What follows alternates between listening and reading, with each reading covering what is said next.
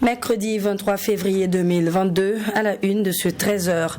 Suite au décès du président du Conseil constitutionnel, Kassoum Kambou, survenu le 19 février dernier, le Conseil constitutionnel a ouvert depuis hier 22 février un livre de condoléances pour ceux qui désirent exprimer leur compassion à l'institution. Collaborateurs, amis, connaissances et familles, tous étaient présents au rendez-vous afin d'honorer la mémoire de celui-là même qui a passé cette année à la tête de la plus haute juridiction constitutionnelle du pays des hommes intègres. 4 militaires français escortant un général de force de l'ONU ont été arrêtés lundi dernier à l'aéroport de Bangui. Ces derniers sont accusés de tentative d'assassinat sur la personne du président centrafricain Faustin Archange Touadéra. Les détails vous seront donnés en fin d'édition. C'était les titres du jour. Je suis ravie de vous retrouver pour cette nouvelle session d'information sur votre télé interactive.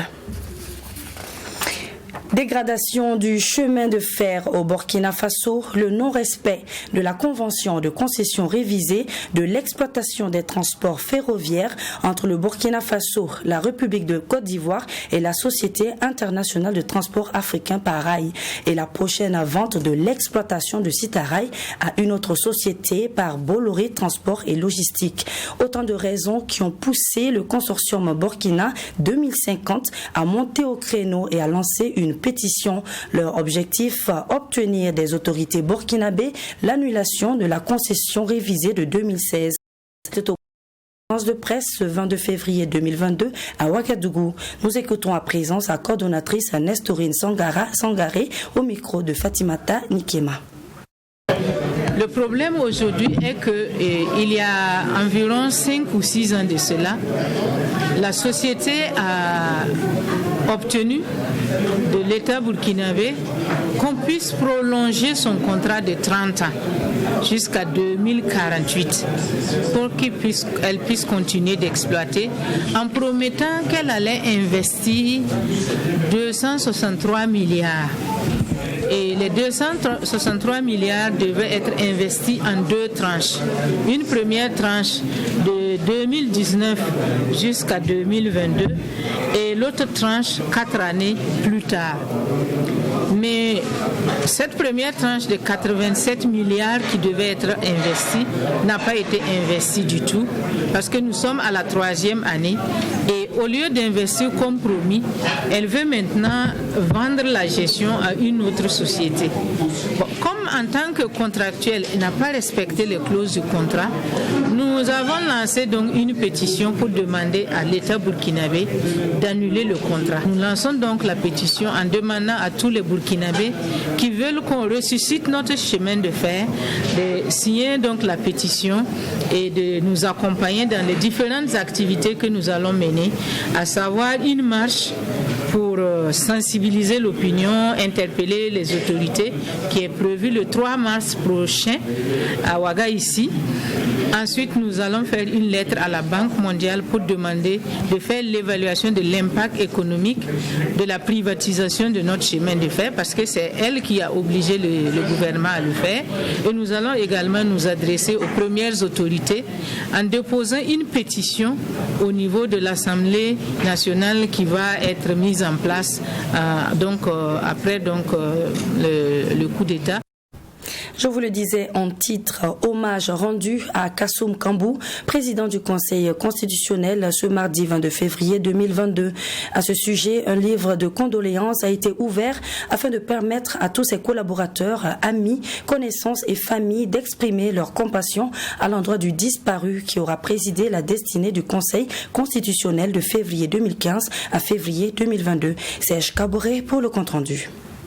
Le Conseil constitutionnel du Burkina Faso pleure la disparition de son président Kassoum Kambou. Celui qui, après avoir passé cette année à la tête de la plus haute juridiction constitutionnelle du pays des hommes intègres, a définitivement rangé sa toge de juge constitutionnel des suites de maladies.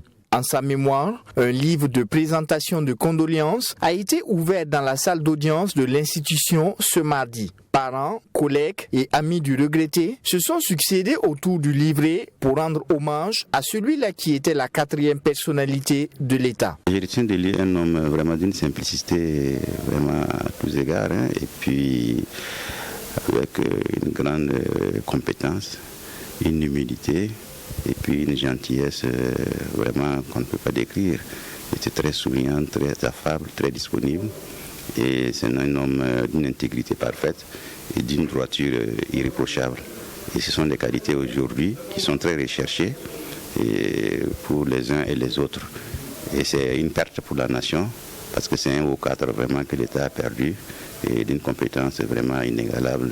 Et c'est ça qui restera gravé dans ma mémoire en ce qui concerne Kassoum.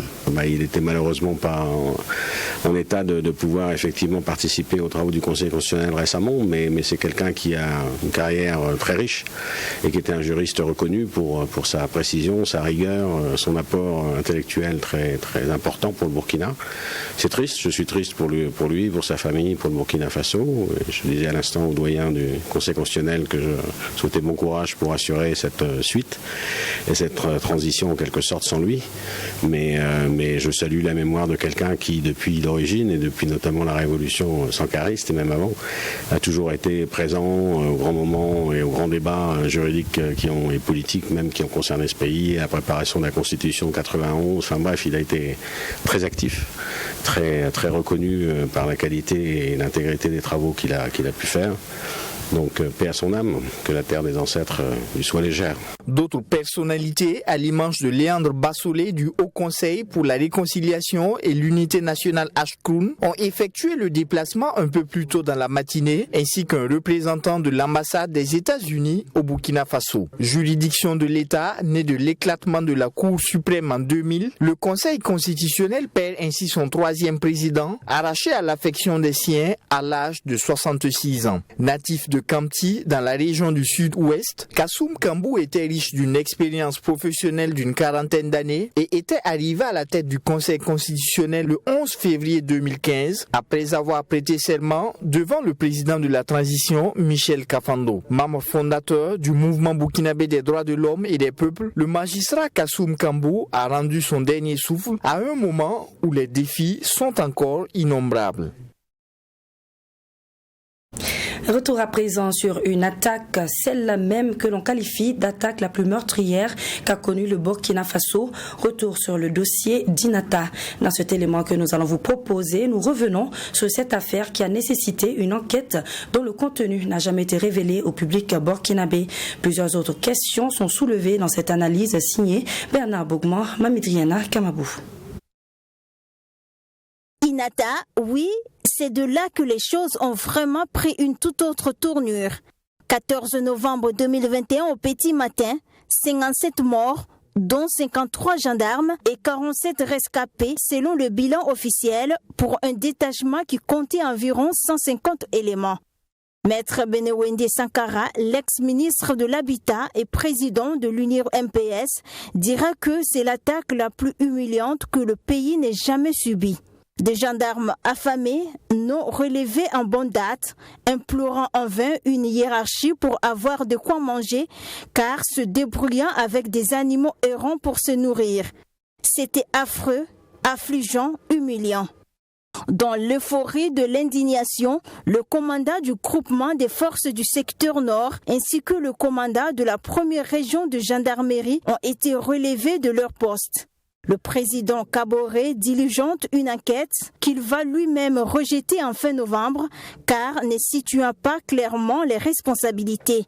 Il recevra le second rapport jugé bon le 14 décembre 2021. Et lors du Conseil des ministres le 22 décembre 2021, le lieutenant-colonel William Kombari, commandant du groupement mobile de Ouagadougou, et le capitaine Isaac Sanou, commandant de la compagnie de gendarmerie de Manga, qui étaient les chefs d'escadron chargés de relever les éléments d'Inata, sont relevés de leurs fonctions. Le rapport d'enquête est remis à la justice militaire pour suite à donner. La suite est connue, silence radio. En dehors des 4 sanctionnés, d'ailleurs à titre conservatoire, plus rien. Et pourtant, alors que les Burkinabés sont toujours partagés entre indignation et incompréhension, les nouvelles autorités remettent en selle le lieutenant-colonel William Kombari comme nouveau directeur de l'organisation et de l'emploi de la gendarmerie nationale. Alors, question, où est donc passé le rapport sur l'attaque d'Inata ? Ou plus exactement, que contient ce rapport qui est réellement incriminé? Le lieutenant-colonel Kombari a-t-il été relevé à tort? Quelle est la suite à donner à la vidéo de l'hélico qui a verrouillé les terroristes d'Inata et qui n'a pas reçu l'ordre de la hiérarchie pour tirer et neutraliser ces terroristes qui étaient dans une débandade totale? Pourquoi les autres documents militaires dits confidentiels sont facilement relayés sur les réseaux sociaux et pas le rapport d'Inata? Et puis en juin 2021, le gouvernement a pris un décret portant création des forces spéciales au Burkina et le couvrant ainsi d'une immunité, ce qui signifie que les actions menées par ces forces ne peuvent faire objet de poursuites judiciaires. Le Parlement européen a, dans sa résolution le 21 février dernier, invité le Burkina Faso à lever cette immunité afin de garantir le respect des droits humains dans la lutte contre le terrorisme. Le président de la Commission nationale des droits humains apprécie positivement cette requête du Parlement européen. C'est dans cet élément signé Abdoulrahim Niané. Le Parlement européen, dans une résolution en date du 21 février 2022, demande aux autorités burkinabées de réviser la clause d'immunité dans le statut des forces spéciales, une unité créée en juin 2021 pour faire face au terrorisme. Khalifa Rodrigue Namouano, président de la Commission nationale des droits humains, apprécie cette résolution. Lui qui avait émis des inquiétudes dès l'adoption du décret portant création des forces spéciales. Pour lui, cette immunité ouvre la voie à des exactions dans la lutte contre le terrorisme. Il faudrait en tout cas donner aux victimes, donner aux familles des victimes, donner aux défenseurs des droits humains les possibilités donc de recours lorsque les interventions ou les opérations donc des forces de défense et de sécurité entraînent ou mettent en cause donc des victimes collatérales qui peuvent être donc des innocents. Lever l'immunité donc accordée aux forces spéciales rassurerait donc davantage nous, acteurs des défenseurs des droits humains, dans la mesure où ça permettrait de pouvoir donc donner poursuite à certaines allégations de violation donc des droits humains. Pour le président de la CNDH, il faut concilier lutte contre le terrorisme et respect des droits humains. Une équation difficile à résoudre mais nécessaire au regard des accords signés par le Burkina Faso. Il y a des situations pour lesquelles les normes absolues des droits de l'homme doivent être respectées, telles que le respect donc de la vie humaine ainsi que la dignité humaine et l'interdiction donc de la torture et des pratiques assimilées sont autant de pratiques qui doivent être condamnées, donc quelle que soit la situation. Donc c'est vraiment difficile de concilier, mais je crois aussi que nos États en ont conscience.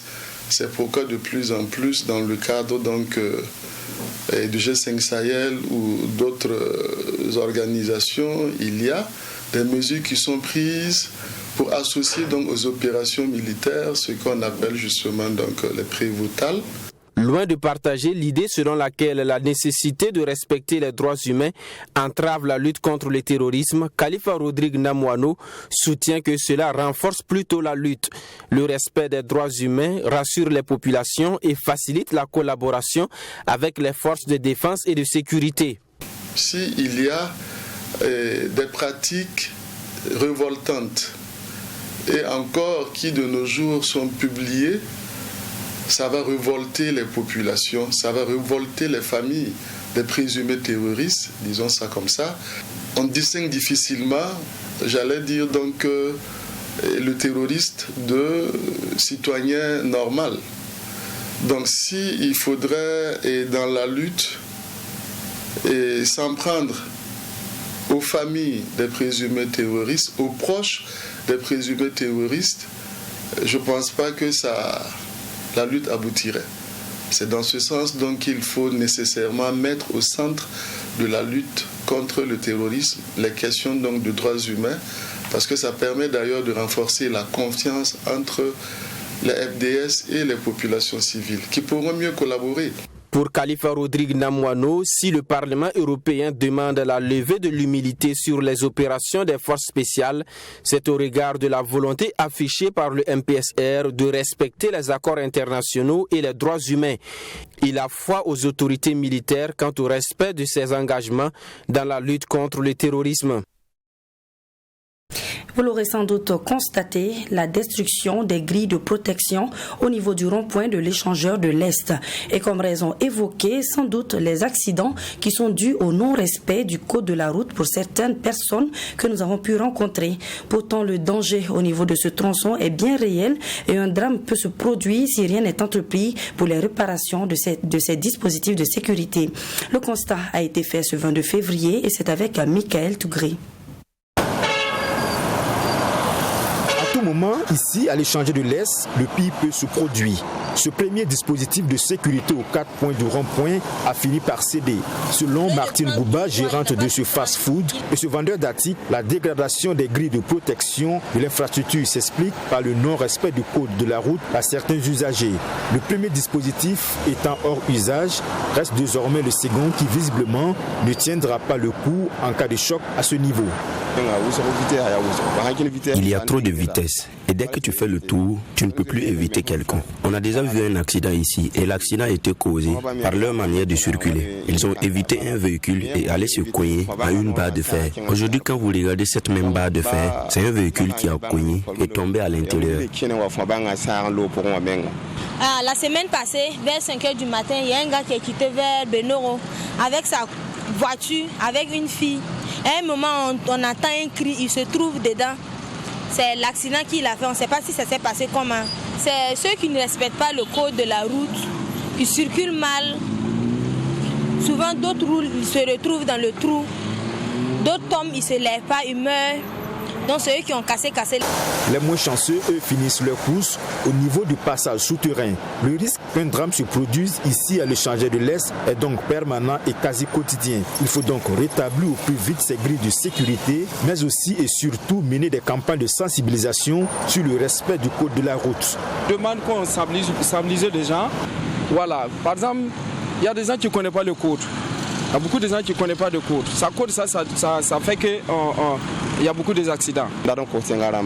Nous demandons aux autorités de sensibiliser la population au niveau de la circulation. En plus de ça, les ampoules aussi ne s'allument pas au niveau de l'échangeur. Qu'ils puissent le voir ça, parce que ça aide. Si les autorités peuvent venir nous aider à arranger et essayer de civiliser les gens pour qu'ils puissent respecter les codes de la route. Réellement, et puis venir renforcer un peu. Mais les bordures qui sont à l'intérieur, moi je vois que pour l'intérieur, on n'a pas de force que ceux de l'extérieur. Si un accident se produit sur le même lieu là encore, l'engin peut se retrouver à l'intérieur du trou là, c'est pas bon. L'autorité est interpellée, il faut donc agir en urgence ici à l'échangeur de l'Est afin de réduire les possibilités d'une sortie de chaussée. Inauguré en 2010, l'échangeur de l'Est devient un dispositif de facilitation et de fluidification du trafic routier entre la circulaire et l'axe Ouagadougou-Fada.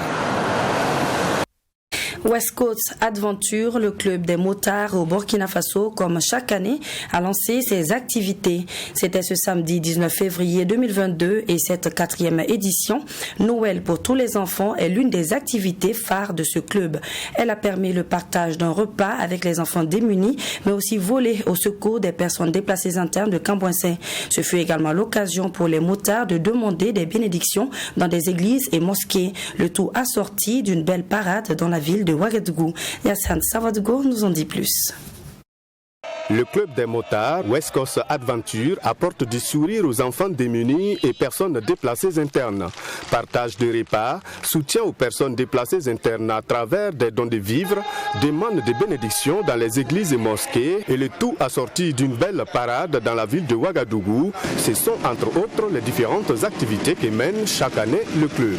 Nous avons le lancement de nos activités chaque année et nous estimons que pour tout être humain, il est vraiment nécessaire voilà, de mettre sa vie, ses activités-là, de les confier en fait au Tout-Puissant. Ce qui fait qu'à cette journée de lancement, nous allons à l'église, nous demandons une messe, nous allons à la mosquée pour demander des bénédictions et nous couplons avec également une activité de don. Et cette année, nous avons dû fusionner les activités parce que compte tenu des soubresauts qu'a vécu un peu notre pays, on a dû décaler le Noël pour les enfants et on a préféré faire et le Noël et le lancement des activités, voilà, en même temps.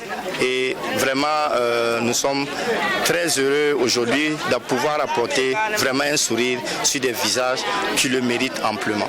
Au-delà de ces activités, les motards de West Coast Adventure sensibilisent également sur la sécurité routière et le port du casque. West Coast mène mensuellement une activité, voilà, dans une autre localité en fait du pays. Et nous avons un programme d'activité déjà élaboré pour 2022.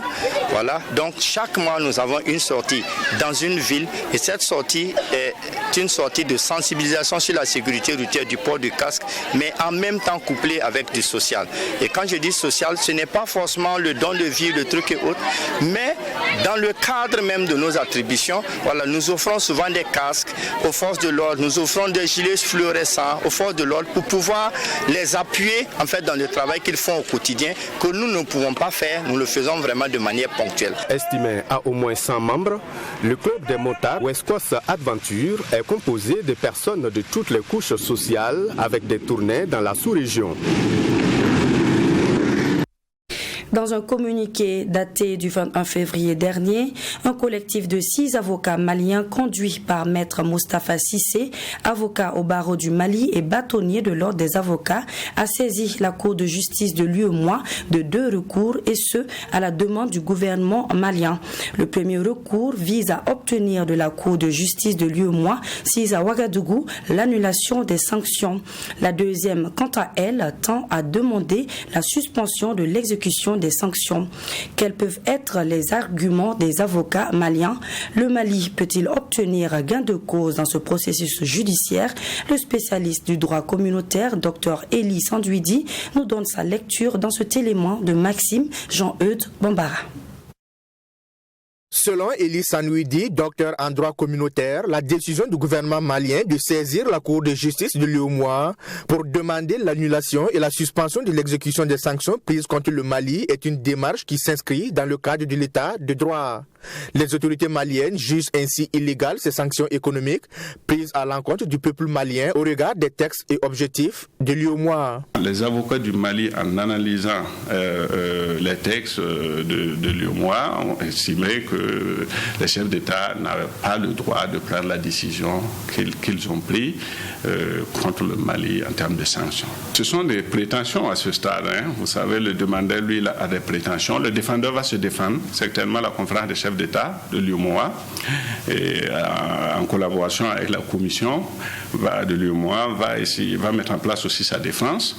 Et évidemment, chacun va faire valoir des arguments et la Cour de justice de l'UEMOA va trancher. Au regard donc du traité de l'UEMOA qui poursuit des objectifs essentiellement économiques, on peut bien, selon Dr Elie Sandouidi, s'interroger sur l'adéquation entre les sanctions et les objectifs du traité de l'UEMOA. Renforcer la compétitivité des entreprises, renforcer la convergence, faire des politiques sectorielles,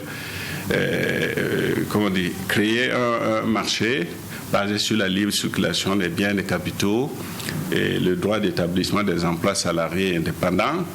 Voilà un peu en gros les objectifs poursuivis, essentiellement économiques. Voilà. Et les textes du traité de l'UEMOA aussi sont clairs sur un point, que tous les organes de l'UEMOA, donc dont la conférence des chefs d'État, les actes qu'ils doivent poser doivent être conformes aux objectifs poursuivis par l'UEMOA. La question qu'on peut se poser, est-ce que ces sanctions vis-à-vis qui sont basées sur des considérations de respect de la démocratie pouvaient-elles être justifiées au regard des objectifs poursuivis par le traité de l'UEMOA? Pour le spécialiste du droit communautaire, il ne faut pas faire d'amalgame entre le traité de l'UEMOA et celui de la CEDEAO. Il y a une différence dans le fond entre le traité de l'UEMOA et celui de la CEDEAO. Le traité de la CEDEAO a été complété plus récemment, comme vous l'avez dit, par 2 protocoles essentiels. Le premier sur la prévention, la gestion, le règlement des conflits, instituer un mécanisme de prévention et l'enrayonnement des conflits. Ce protocole a été suivi par un protocole additionnel sur la démocratie et la bonne gouvernance. Ce qui justifie que l'intégration CEDEAO n'est plus une intégration seulement économique, que c'est aussi une intégration politique. On peut donc comprendre qu'au niveau de la CEDEAO, ce type de sanctions puisse être envisagé beaucoup mieux qu'au niveau de l'UEMOA, où en réalité ces sanctions vont produire l'effet contraire des objectifs poursuivis par le traité de l'UEMOA. Les autorités maliennes peuvent-elles donc espérer voir une issue favorable de ce processus judiciaire? Tout se jouera, selon l'expert en droit communautaire, dans l'interprétation des textes. Hors de chez nous, à présent, 4 militaires français escortant un général de la force de l'ONU ont été arrêtés lundi dernier à l'aéroport de Bangui, la capitale de la Centrafrique. Les militaires français sont accusés de tentative d'assassinat sur la personne du président centrafricain Faustin Archange Touadéra, s'appuyant sur des photos de leurs présumés véhicules et d'armements saisis lors de leur interpellation. Les Nations Unies et la France dénoncent donc une manipulation orchestrée par les réseaux sociaux. C'est dans ce reportage. Ce qui s'est passé en Centrafrique ce lundi fait grincer des dents Paris et l'ONU. 4 militaires français qui escortaient un général de la MINUSCA, la mission des Nations Unies en Centrafrique, ont été arrêtés à l'aéroport de Bangui et accusés de tentative d'assassinat contre le président centrafricain. Faustin Archange Touadéra, dont l'avion atterrissait au même moment. La nouvelle de cette arrestation s'est répandue comme une traînée de poudre sur les réseaux sociaux, gonflée par les accusations relatives à une tentative d'attentat. Paris évoque un concours de circonstances et dénonce, je cite, l'instrumentalisation immédiate de cet incident ainsi que la désinformation grossière à laquelle il a donné lieu. Incident qui se produit alors que la France reproche à la Centrafrique d'être complice d'une campagne anti-française orchestrée par Moscou sur les réseaux sociaux et dans certains médias, tandis que de son côté, la Russie reproche à Paris d'accuser une compagnie de sécurité privée russe d'avoir fait main basse sur le pouvoir et les ressources centrafricaines. Mesdames, Messieurs, sachez que le courage, ce n'est pas l'absence de la peur, mais le triomphe sur elle. L'homme courageux, ce n'est pas celui qui n'a pas peur, mais celui qui conquiert cette peur. C'est sur cette pensée que je vous quitte en vous souhaitant un joli mercredi. Prenez grand soin de vous et à demain.